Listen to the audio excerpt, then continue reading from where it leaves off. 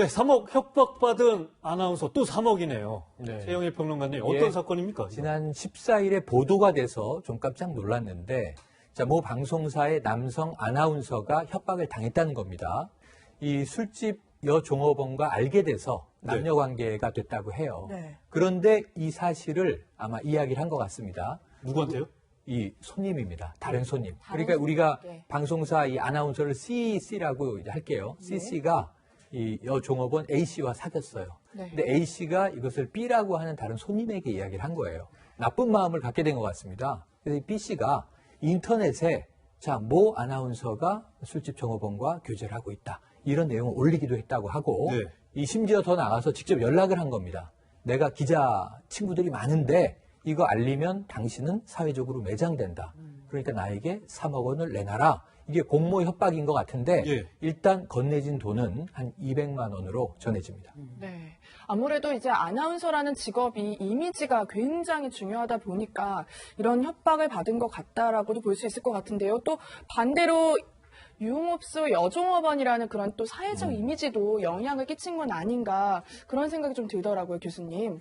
우리가 이제 우리 마음속에 개인이 가지고 있는 기울어진 생각은 선입견이라고 하고요. 예. 또 집단, 우리 사회가 가지고 있는 전체적인 기울어진 생각은 편견이다. 보통 이렇게 정의를 하는데 이런 지금 사건과 관련해서는 두 직업군이 나오죠. 하나는 아나운서라는 직업군이 나오고 또 하나는 유흥업소 종사자라고 하는 직업군이 나오는데 우리가 흔히 이 아나운서라고 하면 지적인 이미지에 또 이런 지적인 이미지는 후광 효과를 또 가지고 있어서 약간 도덕성도 약간 높을 것 같은 이런 우리 마음속에 생각이 있는데 이거는 어떻게 보면 뭐 선입견일 수도 있지만 전반적인 이미지니까 편견이라고 봐야 될 것 같아요.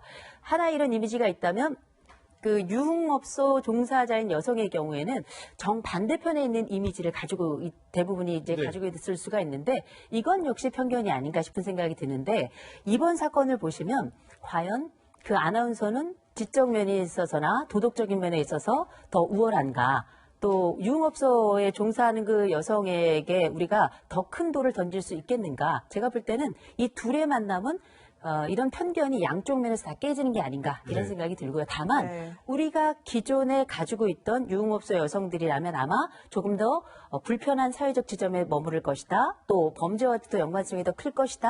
더 나쁜 마음을 자주 먹을 것이다. 라는 이런 생각들하고 함께 연결이 되어서 이번 사건은 아나운서 쪽에 있는 사람들은 그 사람은 오히려 피해자처럼 느껴지고 유흥업소 종사자는 더 큰 가해자처럼 느껴지는데 제가 볼 때는 성부매자로서 역할을 했던 아나운서도 자유롭지는 못할 것 같습니다. 네, 사실 김영삼 변호사, 저는 뭐 이 사건을 보면서 본질을 뜯어보면 직업이라는 부분을 저희가 이렇게 딱 예외를 시켜놓고 몰랐다고 본다면 남녀가 만나서 우연한 자리에서 만나서 이렇게 성관계도 갖고 근데 한쪽 여성이 갑자기 협박을 다른 제3자와 협박을 한 거잖아요.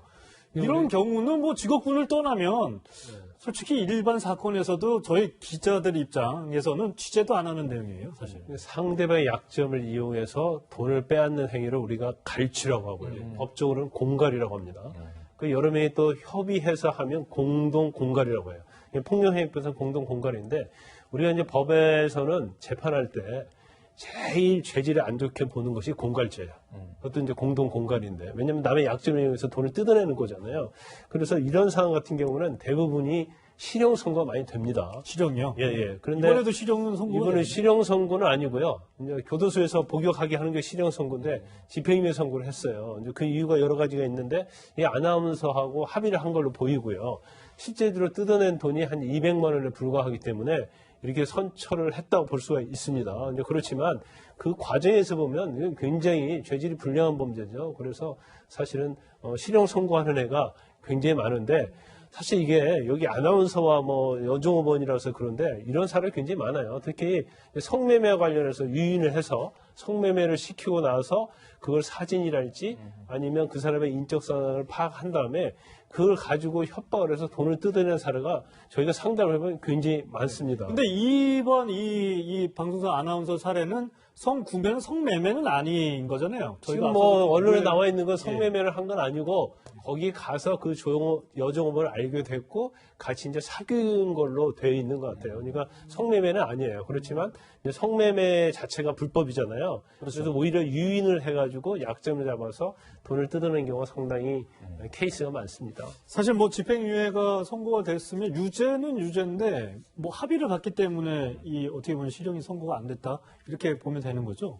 근데 합의도 됐고요. 아마 전과가 없었던 걸로 보입니다. 만약에 동중 전과가 있었다고 하면 뭐 벌금형을 할지라도 아마 실형이 상당히 높게 선고되었을 거예요. 그리고 제가 그 아까 말씀드릴 때 이제 성구매라고 말씀드렸는데 네. 그게 아니라면 일단 그거는 정정을 해야 될 것 같고요. 네.